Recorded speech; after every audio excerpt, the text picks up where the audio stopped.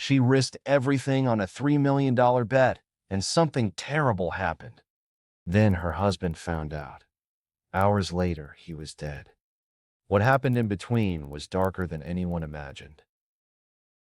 This is True Crimes Alter. Like, share, and subscribe to this channel for more thrilling stories. It was the kind of morning the town of Dyers Ridge would normally sleep through, quiet, sun-kissed, with only the whir of sprinklers and the occasional dog barking at nothing. But that peace shattered before 9 a.m. when a panicked woman called 911 from a cozy corner house on Maple Leaf Drive. She said her husband wasn't breathing, that something was wrong, that he just wouldn't wake up. The first officer to arrive, Deputy Laura Kemp, was no rookie, and she'd been around enough sudden deaths to tell the difference between shock and strategy. When she stepped into the cool, dim living room, her eyes swept over the scene automatically. The recliner where the man sat slumped forward, the television still glowing blue, the faint smell of brewed coffee and something sterile, almost too clean. His name was Theodore Teddy Ransom, a 65-year-old retired construction manager who'd worked his whole life, kept to himself, and had a reputation for being generous. His wife, Pearl Ransom, 60, was the one who found him. At least that's what she told the paramedics, trembling hands pressed over her mouth, eyes red, not from crying, but something else. It was hard to tell. She told them he must have died in his sleep. Maybe it was his heart. He hadn't been feeling well. She hadn't wanted to wake him. Her voice was soft, practiced, like she was remembering how to grieve. She sat still in the kitchen while paramedics tried CPR, while a medic quietly shook his head and placed a hand over Teddy's chest. Pearl let out a broken sob, but something about it felt off, too delicate, too quiet. The coroner arrived soon after. Teddy's body was transferred to the van without delay. A preliminary exam marked the death as non-violent pending toxicology. No trauma, no visible wounds. But Deputy Kemp had already requested detectives. Something in her gut told her to hold the scene, just in case. Detective Miles Orton was the type to listen more than he talked. He arrived by noon with his partner, Detective Freya Boone, and walked the perimeter twice before entering the home. There was no sign of forced entry, no disarray. Pearl had already offered them coffee. Her hands trembled, but her tone was composed. She repeated her story. He had a long night. When she came back to check on him, he was cold. That's when she called. They thanked her, took her statement, and left the house quiet, sealing off the room where Teddy had died. Boone walked through the master bedroom and noticed something curious on the nightstand, a charger without a phone. And in the trash bin in the bathroom, a faint plastic wrapper from a disposable glove. Later that afternoon, Orton reviewed Teddy's recent call logs. Nothing suspicious, just a few calls to Pearl, a buddy from his fishing group, and his bank. But when they pulled the tower pings from Pearl's phone, they found something curious. Around 1:22 a.m., while Pearl claimed to be asleep in the guest room due to her husband's snoring, her phone had pinged from a cell tower 2 blocks away, just long enough to suggest she stepped out and came back. The next morning, Boone returned with a warrant for Teddy's full medical records and a copy of Pearl's financial statements. Pearl was cooperative, tearful, and handed them everything. But grief can be messy, and hers was too neat. That evening, a neighbor approached the detectives outside the house. Said she'd seen Pearl walking toward the corner store a few nights earlier, wearing gloves, in the heat, carrying something that looked like a cooler bag. Pearl denied it, said the neighbor was mistaken, that she hadn't left the house after sunset for weeks. It was only day 2, but the cracks were already showing. Boone sat in the unmarked car, staring at Pearl's front door. "You feel that?" she muttered to Orton. "This isn't just a woman who lost her husband. This is someone hiding something." Orton didn't answer. His eyes were fixed on the screen of his phone. Teddy's autopsy was being expedited. No one said why, but the coroner's tone over the phone had changed. Something was wrong with the blood samples. Something didn't add up. And whatever Pearl was keeping from them was about to surface. Pearl Ransom was, on the surface, everything a grieving widow should be. Quiet, cooperative, reserved. But investigators had learned to look beneath still waters. Grief wears many faces, but Pearl's face wore control. Not anguish, not confusion, and certainly not panic. If you're enjoying this story, kindly do us a favor and subscribe to our channel. It is free and won't cost anything, but it means the world to us. We're just a small channel trying to grow. Thank you, and back to the video. On the fourth day after Teddy's death, the autopsy report arrived. It was subtle, buried deep in the toxicology notes. Traces of digoxin, a powerful medication used for heart conditions, at toxic levels. Teddy had never been prescribed it. The medical examiner flagged it immediately. Someone had introduced it to his system. Detective Boone placed the report on Orton's desk with a heavy thud. "This wasn't natural," she said. "And whoever gave it to him wanted it to look like it was." They revisited the house. Pearl greeted them in a floral robe, her eyes tired but not surprised. When asked about medications in the house, she paused, then led them to the bathroom cabinet. The bottles were all in order: blood pressure meds, multivitamins, an old bottle of Tylenol PM. Nothing else. Nothing that could kill a man. But Boone saw it. A tiny plastic container tucked behind a pack of cotton balls, labeled with a faded sticker and a woman's name that wasn't Pearl's. It was empty. Pearl froze when Boone held it up. "I don't know where that came from," she said quickly. "I swear I've never seen that." Boone didn't press her. Not yet. But she bagged it. Later that night, they traced the prescription. It had been issued 5 years ago to a Rhonda Chase, a woman from Pearl's past, long deceased, no living relatives. Pearl had cared for her as a private aide before retiring. Rhonda had passed from a stroke, but someone had kept her leftover medication. That night, Orton reviewed Pearl's financials again.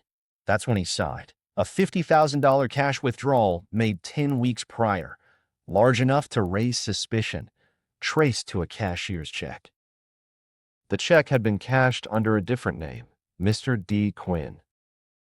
That name didn't appear anywhere else in their investigation. By the end of the week, Boone had turned up something else: a second phone, registered under a burner account, found inside a locked jewelry box in Pearl's closet.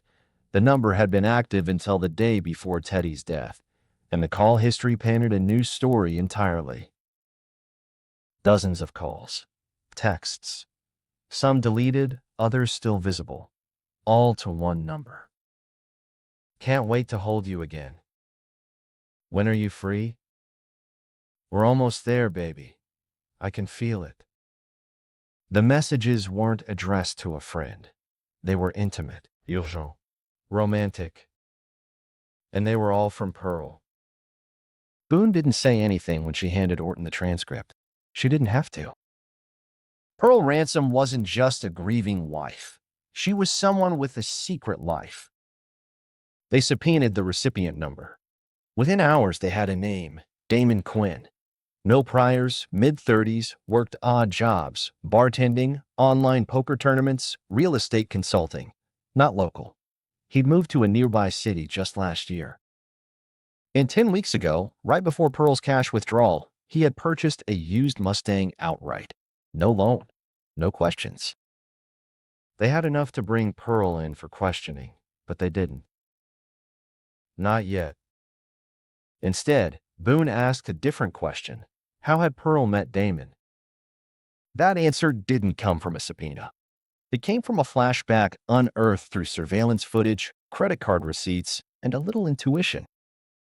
Months before Teddy's death, Pearl had begun frequenting a private betting parlor in Dyer's Ridge, the kind of place hidden behind a storefront, the kind that ran quiet but dirty.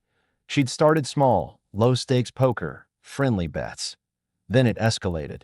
Dice tables, sports betting, underground cards. And that's where Damon came in.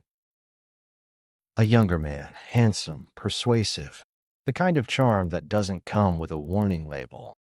He'd spotted her at the blackjack table, bought her a drink, complimented her hands, said she played like a woman who liked risk. He didn't care she was older. That was part of the game. Over the next few weeks, they met in dark parking lots, hotel rooms. He called her his queen, told her he could change her life. He told her about a bet, a guaranteed payout, if she could help front the money. Pearl had smiled, fingers shaking. How much? 3 million, he said. We double it in a month. She hesitated, but Damon leaned in. You trust me, don't you? And she did. She always had. Back in the present, Boone stared at the wall of evidence now slowly growing in the station's cold room. A printed copy of the Digoxin report, the second phone, the burner account, the lover's name, the missing $50,000. She turned to Orton. This wasn't a moment of weakness, she said. This was a plan. But what Pearl didn't know yet was that everything was already unraveling. It was 6 weeks before Teddy Ransom died when Pearl made the transfer. Not from her own account, she wasn't that foolish. But from a joint retirement fund, one Teddy had built over 30 years, she'd convinced him they needed it for a home renovation, new roofing, maybe, or plumbing. Something plausible, unthreatening. Teddy didn't ask too many questions. He trusted his wife. She withdrew just over $3.1 million in staggered amounts over 5 days. The money vanished into a private betting pool Pearl accessed through Damon, an encrypted site hosted offshore, masked in crypto wallets and wire transfers. To her, it wasn't theft. It was a chance to change her life. In the hotel room where Damon waited, he kissed her with the urgency of a man both hungry and calculating. You just watch, he whispered. This bet? It'll make us legends. Pearl didn't want to be a legend. She wanted to be young again, desired, invincible, seen. In the dark of that room, she was. The payout never came. By the time Pearl realized something was wrong, the site had gone dark. Her access locked. Her calls to Damon rang out, unanswered. Her texts turned green. Then, nothing. 2 days later, he was gone. Moved out of the city. Disconnected all accounts. Vanished like smoke. Pearl spiraled. She stopped answering her sister's calls, canceled the planned dinner with neighbors, spent hours in her bedroom, door locked. Her phone was silent, her bank account empty. Her reflection in the mirror? Older, tired, duped. She called the betting parlor. Disconnected. She drove by the motel where they used to meet. Room vacant. One afternoon, she sat in the living room while Teddy cleaned his fishing gear. She looked at him, gray at the temples, whistling through his teeth, and felt a cold, spreading shame. He had no idea what she'd done. But that was about to change. Teddy wasn't a fool. The money had been disappearing faster than usual. He had trusted her with it. But he began to notice things, credit alerts, new statements, unfamiliar transfers. One evening, while she showered, he opened her closet and found the second phone. At first, he thought it was old. But when he pressed the power button, it buzzed to life. No password, just messages. Too many to explain away. He didn't say anything that night. Instead, he waited. Pearl didn't know that he'd gone to the bank the next day and printed a full statement. Didn't know that he'd made a copy of her phone's messages and emailed them to himself. Didn't know he'd visited a lawyer friend for advice on what counted as financial betrayal in a marriage. She only knew he'd stopped speaking to her as warmly, that his kiss was brief, that his eyes followed her more closely. It terrified her. She asked him one night if he was feeling okay. He said nothing. The next day, she saw his car parked outside the police department. Pearl froze. She stood in the driveway for nearly 20 minutes, phone in hand, not moving, not blinking. That night, she barely touched her dinner. Teddy didn't ask why. When she cleaned the dishes, her hand shook. Water ran cold over her fingers. Her chest was tight. Her mind raced. She knew what was coming. He was going to leave her. He was going to take what little was left and disappear. She'd be left with nothing. Not the house, not the account, not her name. And she couldn't bear it. Not again. In her bedroom drawer sat a pill bottle, forgotten, almost empty. She had planned to throw it away weeks ago. Instead, she took it out and held it in her hand. One by one, she counted the tablets. Outside, the world turned golden and quiet. Inside, the silence was growing heavier. And somewhere deep inside Pearl Ransom's heart, a terrible decision was already forming. The argument started over soup. Teddy had come home late that night, paper in hand, tie loosened, the familiar creak in his knees reminding him of age. Pearl had set the table, lit a candle, and served him the chicken broth he used to love. But he didn't pick up the spoon. Instead, he placed the manila envelope on the table and slid it across the linen placemat without a word.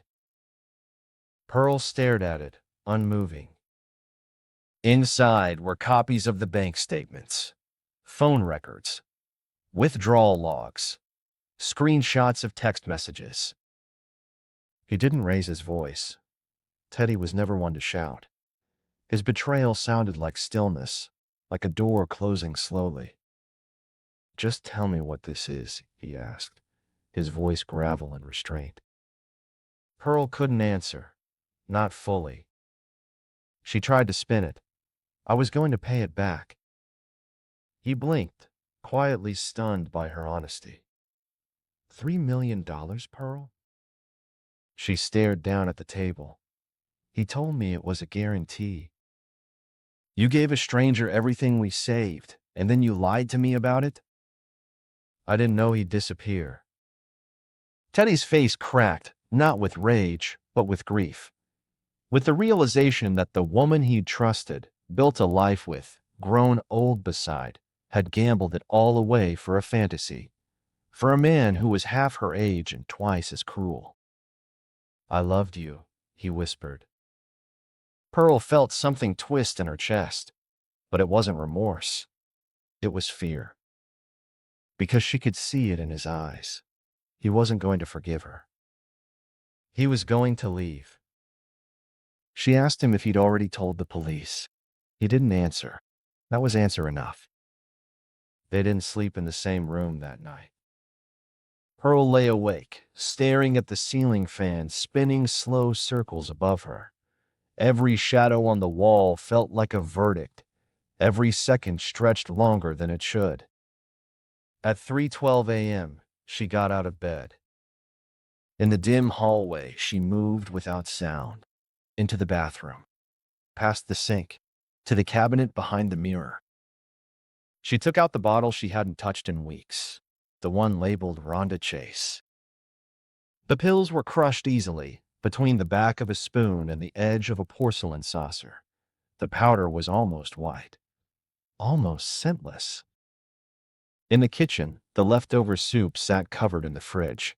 She heated it slowly, stirred in the powder, watched it dissolve like it had never been there. Then she returned to the bedroom. Teddy was awake, barely, sitting up, dazed, still wearing his undershirt. "I made you something," she said. He hesitated, staring at her. "I know you don't want to see me right now, but you need to eat."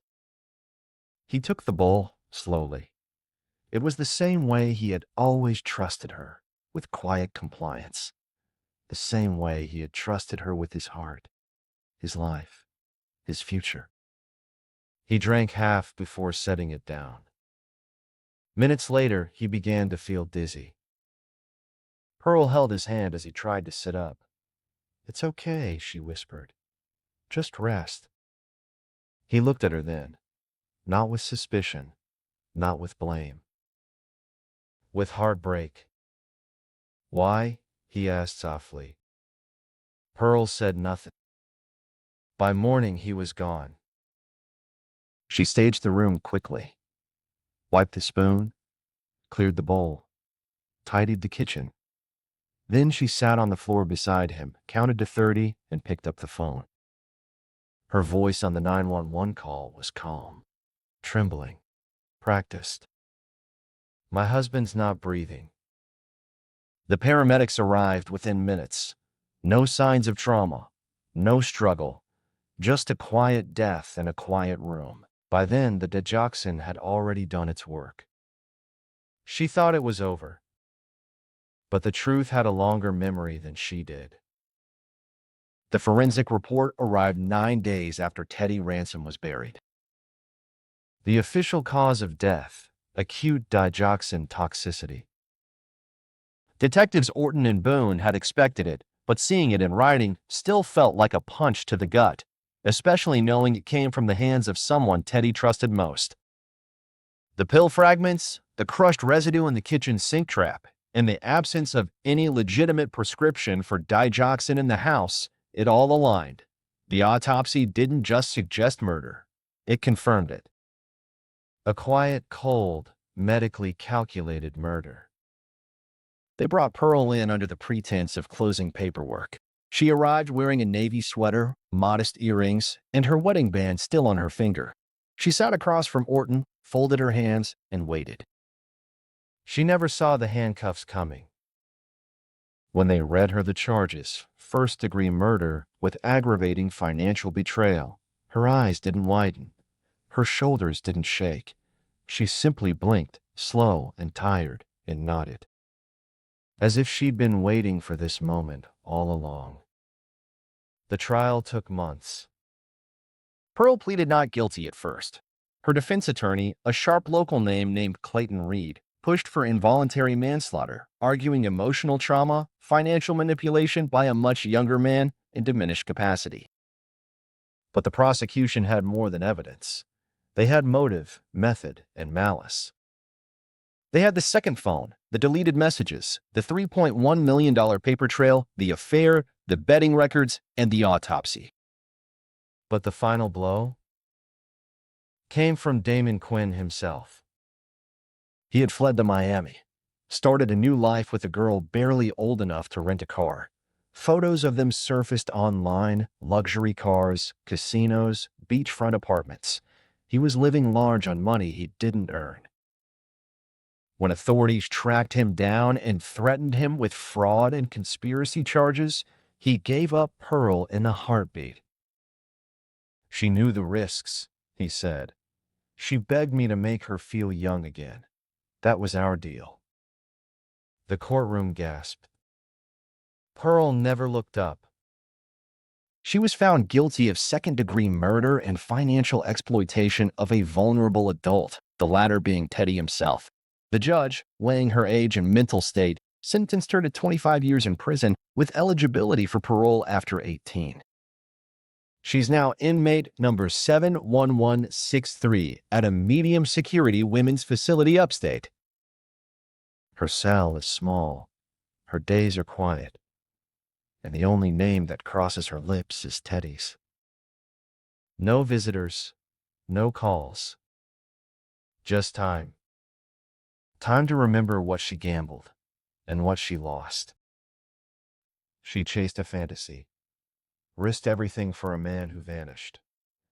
And when the truth came home, she tried to bury it. But sin, no matter how carefully hidden, always leaves a stain. This is True Crime's altar, where every sin is punished, every betrayal has a cost, and every soul must answer to the truth. Subscribe for weekly true crime episodes. Tell us what you think in the comments. Would you have seen it coming? Do you think her sentence was fair? And where in the world are you watching from? Drop your thoughts below. We're reading every one.